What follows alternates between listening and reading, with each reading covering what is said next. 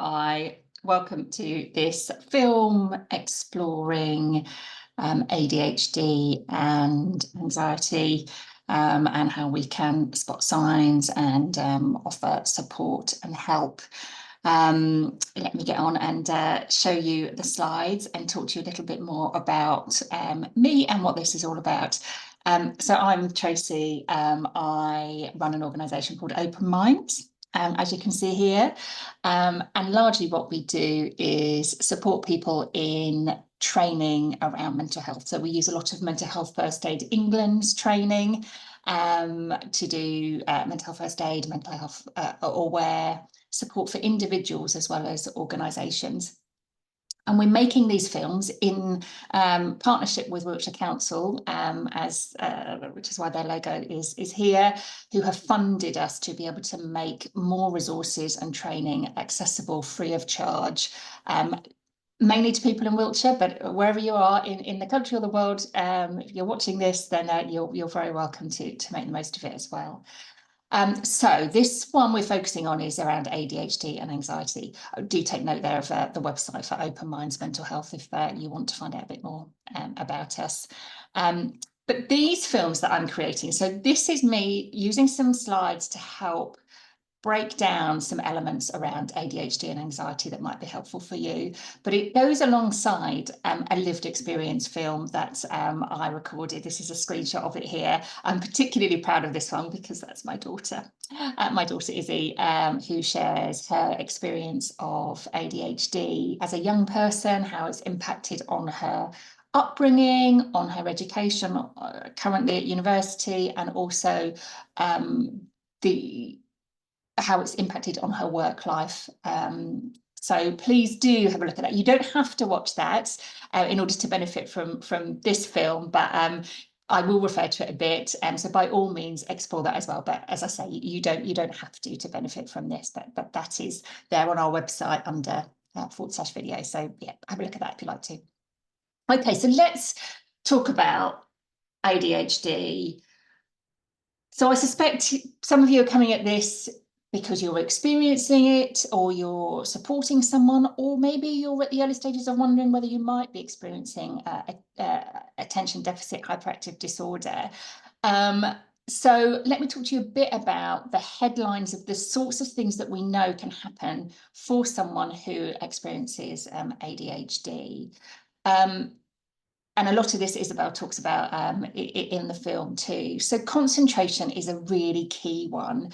Not being able to focus on things for very long. That sort of long-term, sort of coursework, project work, big challenges, big pieces of work can be really difficult for people with ADHD to focus on. And the same with reading a book.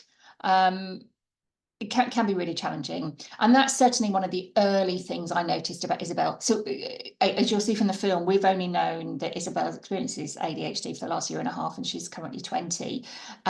So for a long time, I didn't spot the signs and didn't understand what was going on for her. But certainly as a very young child, reading a bedtime story was practically impossible because Isabel's concentration really did struggle with that sort of activity.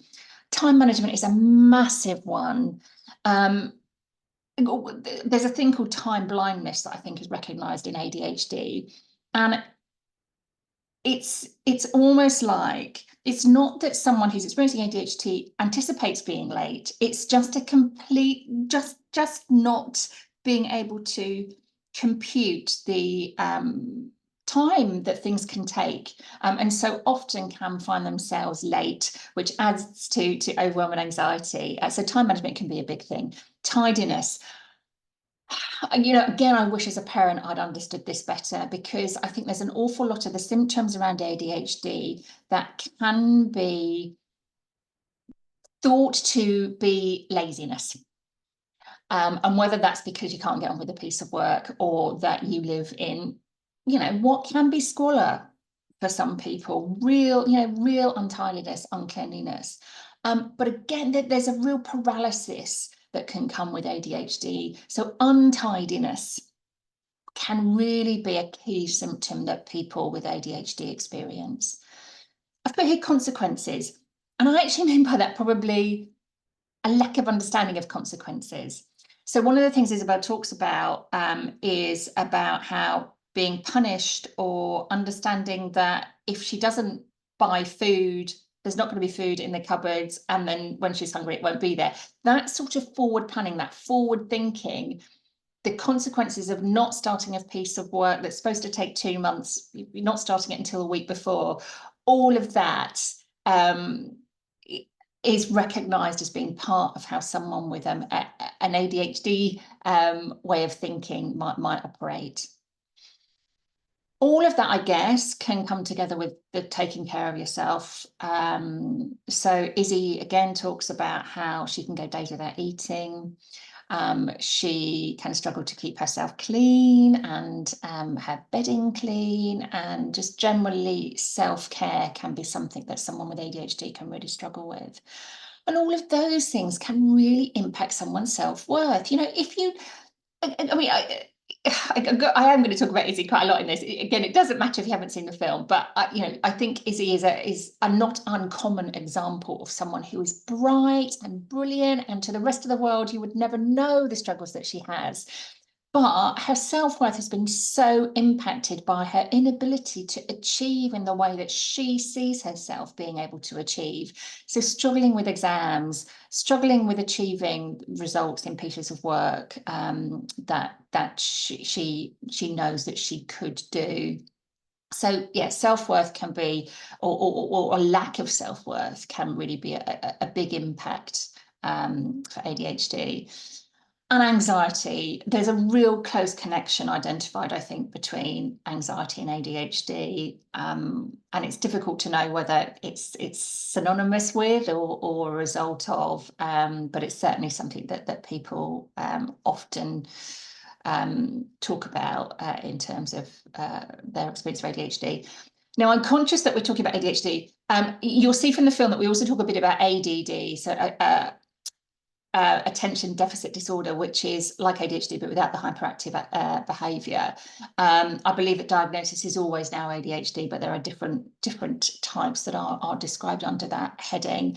And by no means are these all of the symptoms and the impacts and associations that people with ADHD experience, but it's a sort of the key headers, I think, for the sorts of things people experience. So, given all of that, how does that affect people's mental health? And very often it does. As I say, anxiety is often very much part of an experience of someone with ADHD, and Issy again talks quite a lot about that. So that can present itself in just generally ruminating, procrastinating, general anxiety disorder type symptoms, overthinking things, just struggling to think positively, to be able to achieve things. So that can happen for people. Social anxiety often, for various reasons, there are challenges around people committing to doing things socially. Fear of being late, fear of being judged, fear of people not getting it. Can lead to people's lives being diminished and not feeling able to commit to being social with other people. One of the really disabling elements of anxiety that Issy's experienced is something called emetophobia, which is fear of sick. And she's had this for a long time. And it's something that I'd sort of been aware of, but how extensively it impacts in her life really has been a wake-up call to me. So she can struggle to use public transport for fear of someone around her being sick or her feeling sick. Just general socialising that a university student ought to be able to do, going to pubs, going to clubs, sitting in an exam room, sitting in a classroom, can be really challenging for someone who has that absolute terror of sickness, of vomit, as emetophobia can cause. And this has gone on, well, partly that, but all of this has certainly gone on for Isabel to experience panic attacks. And again, in the film, you'll hear a lot about how that has built up and actually become something that has pretty much caused her to be agoraphobic over the last sort of 6 or 7 months, is really struggling to leave her room, but even in not leaving her room, still experiencing panic attacks when she's randomly watching Netflix or whatever. So anxiety can be a huge disabling, life-limiting experience for people with or without a neurodiversity. But as I say, it seems that it's not at all uncommon that it comes hand in hand with ADHD. Eating disorders. So people with ADHD can really struggle to feed themselves. And it may not be a typical sort of eating disorder as we understand it, but certainly Isabel has understood and recognised that going days without eating, which is what she does do on occasions, can really have a huge impact on her ability to cope, both with her ADHD and her anxiety, but also then can feed into body image challenges, and not wanting to eat because actually enjoying the feeling of having lost weight, or going through periods of binging quite high carb food. So yeah, people's relationships with food can be quite challenging if they experience ADHD. Something else that Isabel highlights, and again, I think something that's generally recognised, is the risk that there is towards addiction for people with ADHD, how that lack of understanding of consequences, that living in the moment element can mean that people who might try drugs and alcohol can find themselves in a situation where they become more and more in need of those as a stimulant or a way of escaping, or whatever it achieves for them. And then it's not surprising, given all that there's a real risk that people can experience depression alongside a neurodiversity like ADHD. And with all these challenges, life is hard. You have to work that much harder to achieve what for some people are very basic day-to-day needs to exist. The energy that you need, it can be absolutely exhausting. And without understanding, without support, and without the treatments that there are available, people can become hopeless. And that is where we need to be really aware of the risks around depression and thus suicide. And we talked briefly in the film about Issy having very typical signs of someone who's experiencing depression. So withdrawal, not eating, not communicating. And I have on occasions asked her whether she is suicidal. And incredibly, for Issy, again, as she explains, that isn't something that she really experiences depression. She has found a way of feeling content and accepting of her situation while she is trying to work her way through it. But that's not the case for everybody. It's not at all, as I say, not at all surprising that some people experience depression alongside ADHD and anxiety and all of those challenges that can come with it. So these are the sort of warning signs there might be. And I've sort of combined here the sorts of things that might appear for someone with ADHD and anxiety, or anxiety without ADHD potentially. But these are the sorts of things, and a lot of them I've already covered, so I'll move through these fairly quickly. But withdrawal, that we talked about, not engaging in social things, so that is often a sign of anxiety, but again with ADHD very possibly. Needing time off work or poor timekeeping, so being late, calling in sick, really struggling to sustain the responsibility and commitment of work. Issy talks a lot about that anxiety of the build-up. So if Issy's had a few days off, going in on that first day can be really tricky. So having support around that can make a real difference. Once she's in the flow of it, often she's okay, but the fear of it, that generalized anxiety of overthinking, over worrying, anxiety about the amount of time she needs to be in one place. So the time keeping thing that is as much about the anxiety of, oh my gosh, I'm going to be absolutely committed to doing something for a whole 8-hour shift, and the anxiety that can bring. Laziness we talked about. I say apparent laziness because that's often what it can be seen as, but you know, it can be part of ADHD. Extreme emotions, yeah, real anger.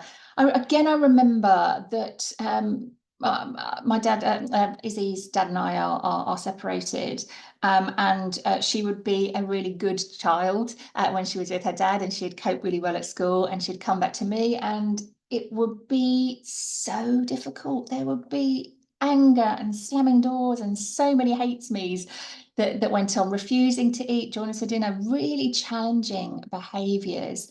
But I think what we sort of understood at the time, but now certainly I'm more confident is the case, is that people who experience many mental health conditions and neurodiversities are very, very good at masking.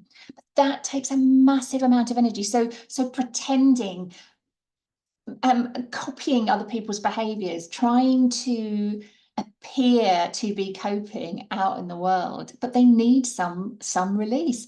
And for Issy, her release, I'm proud to say, was with us, because this is where she felt safest. But as a parent, that's extremely challenging to deal with and understand. Lack of focus, we've talked about, so not being able to really focus on a task for any prolonged period of time. And this is a funny one, actually, because I think some people, you know, I hear things like, yeah, but they can play a computer game for hours. So why on earth can't they sit and read a book or do that piece of coursework? But what also comes with neurodiversity, particularly around ADHD, is also hyperfocus. So when there are things that really grip somebody, it might be gaming, it might be a real passion about photography or painting or sport or whatever. They can really excel in that, because part of how an ADHD brain can work is that there's a real absolute focus, narrow-minded focus, often on something. And when that kicks in, that can really absorb the person who's experiencing it. So both lack of focus and hyperfocus is something that you might be aware of. Inability to manage money can be a thing. Again, I guess that comes in line with the lack of consequences, that inability to plan ahead. So one of the things that we do is that I hold Izzy's money, and she asks me for it, and thanks to modern technology I can very quickly transfer it over to her. I'm very careful not to judge her about what she's spending her money on. It's her money, and I think that's important in order for her to be able to trust that we can have that process. And I have to say that is very much instigated by her, but that enables her to feel a little bit more safe and a bit more in control. Overwhelm, not surprising that all of these things can cause great overwhelm. You know, when there's I often, you know, we can have conversations and it's like, oh, and then there's this and there's this and there's this and there's this and there's this, that, you know, breaking things down can be really challenging, because it's just seen as this massive, overwhelming beast that needs to be dealt with, which is life, often for many of us. Addiction, we've talked about, so increased use of alcohol or drugs. Avoidance, again, we've talked about a bit in terms of withdrawal, but also emails. Izzy talks about the demon that are emails. She finds emails really, really difficult, avoiding meetings, avoiding social occasions. Tiredness, yeah, Izzy, and again, this can be the case with mental health conditions as well as neurodiversity, that tiredness can be really synonymous with them because of the effort that everything takes. Izzy talks about her social battery, that, you know, she'll go and do something social, but actually she could then someone need to sleep for a day to get over it. So that tiredness can be a symptom. Change in weight related to relationship with food. So it might be that people are using a lot of carbs and binging as a way of coping, or indeed not accessing food. So a change of weight either way might be a sign. Not looking after your appearance, so not washing, not cleaning clothes, not ironing clothes, that sort of thing. Not completing tasks. Again, we've talked about that. Anything that needs consistent, sustained concentration can be really difficult. Lack of self-worth, we've talked about.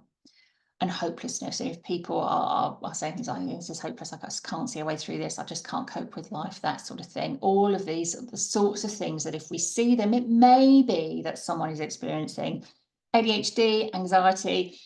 whatever it is, and it isn't our job to diagnose, it's really important to say, but if we spot these signs in people, then we want to listen and support them and help them get professional support and feedback in order that they might be able to understand better what's going on for them and the sorts of things that might help them. So let's talk about what can help. So we talk about in the field diagnosis. And one of the things Issy says around, what she would change if she could in the world, it would be about earlier diagnoses on the NHS. So we know that getting diagnoses for any neurodiversity at the moment is very, very challenging. We went down the path of paying for it privately. And we're very fortunate to have been able to do that. But a diagnosis can really help. If you can't get an official diagnosis, just reading up and understanding and working out the supports that you might be able to put in place that you can without a diagnosis could make all the difference. So talking to a GP can be really important. Again, I'm saying these things in terms of ADHD, but also any emotional or mental health condition. So important to speak to a GP. And remember that if you're concerned about someone and they don't feel like they want to speak to a GP, first of all, I would try to find out what the barriers are. So I'd ask them questions about why they don't feel like they want to and reassure them that they are absolutely entitled to speak to a GP. If it's mental health, it doesn't have to be around physical health. GPs are absolutely there to support people's mental health as well. Or any barriers that they suggest. If they've seen a GP before and it's not been very fruitful, that maybe they need to speak to someone who's more specialist in that area. But if they really don't want to speak to a GP, you can always call a GP and explain the situation that you're facing and that you're supporting and ask them for advice about what you ought to do about that situation. And they might give you some signposts to useful supports, whatever. And then there are different professional treatments. So one of the things that Issy talks about being massively helpful for her is the talking therapy that she's been receiving. She's seeing a psychotherapist at the moment. With this one, privately, you can access therapists. It's important if you do look for a therapist that they are part of a bona fide recognised organisation, that they are accredited. So do ensure that they are. Issy's tried some cognitive behaviour therapy, which for a lot of people is really helpful. Issy doesn't find that so helpful now. She explains why, but certainly a few years ago, it made a difference for her. She talks about something called EDMR, which is something that I'd not really been aware of. And she's found that very, very helpful with the therapist that she's working with at the moment. And again, for all these things, mental health or neurodiversity, medication can make a big difference.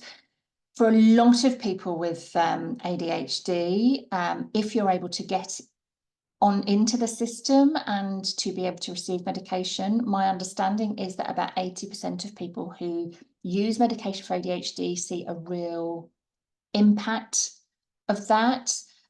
Issy has decided that she's tried it and it's not where she wants to go at the moment. She's not using medication at the moment, but for a lot of people it's a really important part of them managing their lives. So do not rule out medication. For anxiety, depression, neurodiversity, whatever it is, it's always worth considering medication. I think there's still a lot of stigma around using medication. But as I say, for some people, it's really, really important, even if it's for a set period of time to help get to the next steps or to make the changes in life that might be needed to be able to cope better in the longer term. Please don't rule out medication or worry about using it if it feels like something that might make a difference for you. Talking to work and university. So again, we talk about this a lot. Issy had an incredibly supportive workplace. She worked for a hotel in Brighton who were just amazing and really supported her. And it made such a difference to her ability to stay at uni, actually, on a practical level, but to feel, for her, actually, it was her good place. It was her happy place. She was much better when she was working than when she wasn't, but it still came at a really high price and was really challenging. And she wasn't the most reliable member of staff, but their support and patience with her made all the difference, as did university. So once she got the diagnosis, university have kicked in an awful lot of support. So she's retaking her first year. We're just waiting to hear whether she's able to stay for the second year, but we're hoping she's done what she's needed to do. So don't keep it a secret. If you're concerned about someone who's experiencing a mental health condition or a neurodiversity, it can be really, really helpful and powerful to be explicit about it with your work or wherever it is that university or school or college or whatever, and see what supports are there. I put coach down here. So one of the things is he's been offered but hasn't yet accessed is a learning coach. So sometimes having someone who can coach you through the day-to-day things can be really helpful, again, for all these things. But there are specific ADHD coaches, so who are trained specifically around ADHD. But it may be that they don't need that. Maybe just having someone who they're accountable to, who can help them make plans and work through things, can make all the difference. And there's emotional support. And this is so key. On every level, whatever part of someone's life that you are in. So understanding what's going on for someone, accepting them, being patient, really getting it can make such an absolute difference to someone's life and ability to deal with the challenges that they face. Again, whatever that is, ADHD, anxiety, whatever it is. I've just put on here one of the books that I read, which I found particularly helpful, was called Scattered Minds by Dr. Gabor Mate. Really insightful in terms of how I can better communicate with Issy, how I can better support her, and just understand what ADHD is, how it manifests itself, how it can impact on people. And then I've just put a number of practical things here. You know, if cooking, helping someone eat well might help, cleaning for them or supporting them to get a cleaner, you know, might well make all the difference. I've put going for a drive because it's one of the things that used to make a big difference and still does make a big difference for Issy and I. And it's something that, again, with anybody who's struggling with anything, listening is the most important thing you can do. But sometimes it's actually not that easy to just listen. And you know, we would have days where Issy was really cross and angry and overwhelmed and hadn't washed, wasn't dressed, and I'd just get her in the car and we'd put her music on and we would randomly drive with no one in particular in mind. We'd often end up in the McDonald's drive-through by the end of the drive. But that was a place where she felt most able to talk. We could have comfortable silences. She was able to just get off her chest whatever it was that was going on. And also if someone is unable to engage in social things, has become withdrawn and their life quite limited, offering something like going out for a drive, going out for a walk can be, you know, really powerful. Making appointments, sometimes making appointments for people, because that can be something that people really struggle with, and admin, you know. So I have access to Issy's emails, and every now and then I ask if she'd like me to go on and just have a look at and deal with things with her. So yeah, so supporting people with that sort of practical thing can make a difference as well.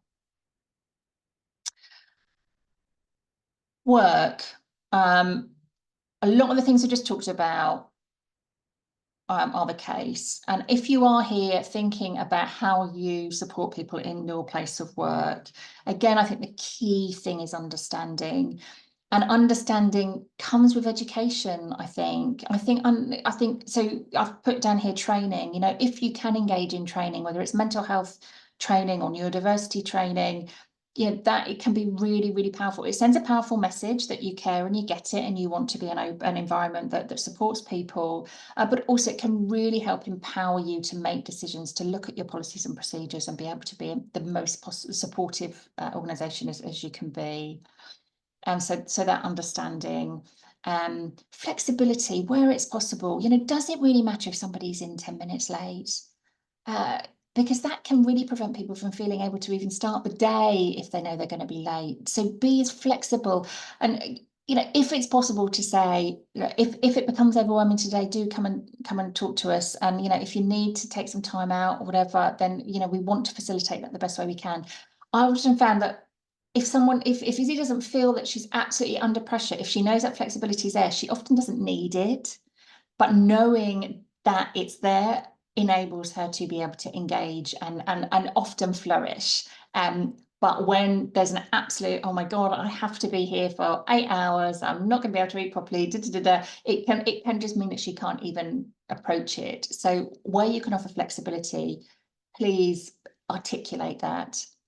Story sharing. I'm a passionate storyteller. I think sharing lived experience, which is why I'm doing these, can be such a strong message to people. You know, if you're chief exec or head of HR or whatever you do in an organization and you're able to share your story as someone who's experienced a mental health condition, a neurodiversity, or cares for somebody who does, that's a really powerful message.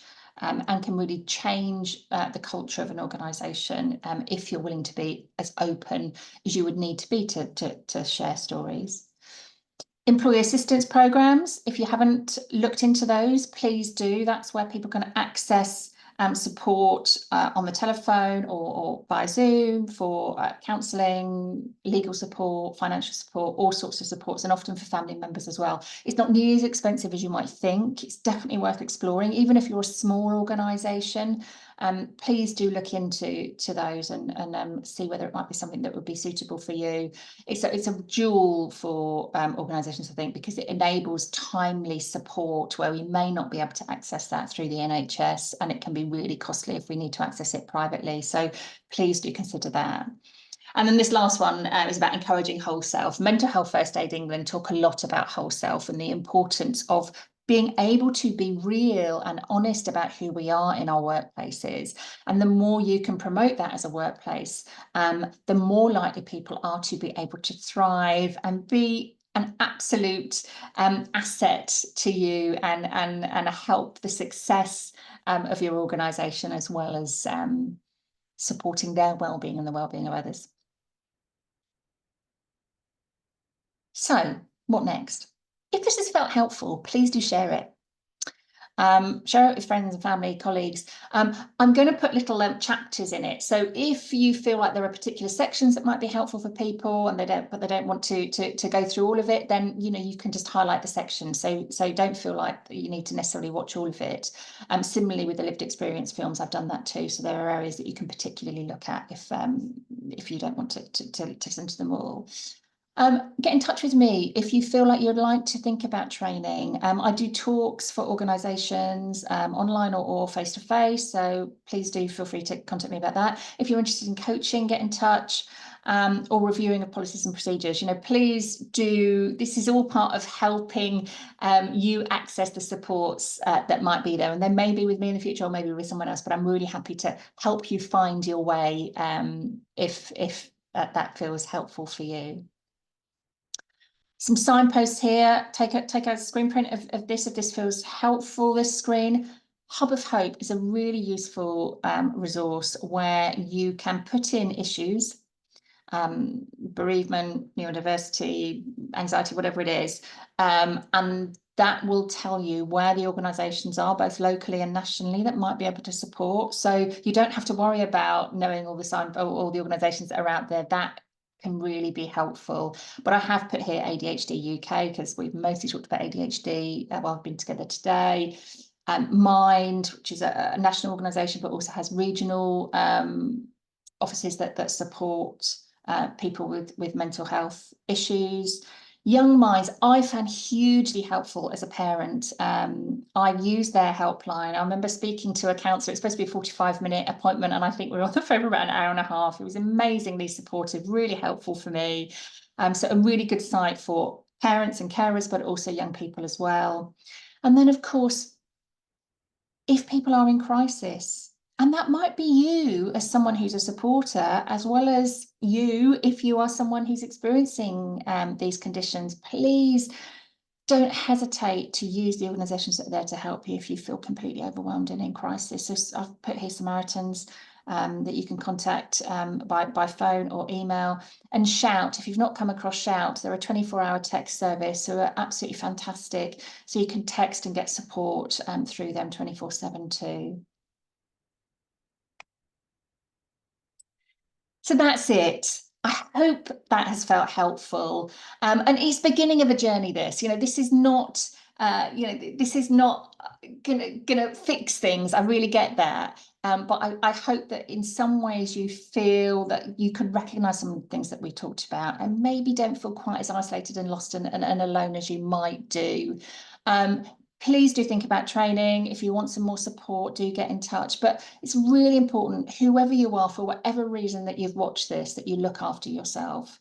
If you don't look after yourself, you are not going to be able to support other people. So please do prioritise self-care, hobbies, whatever it is that brings you joy.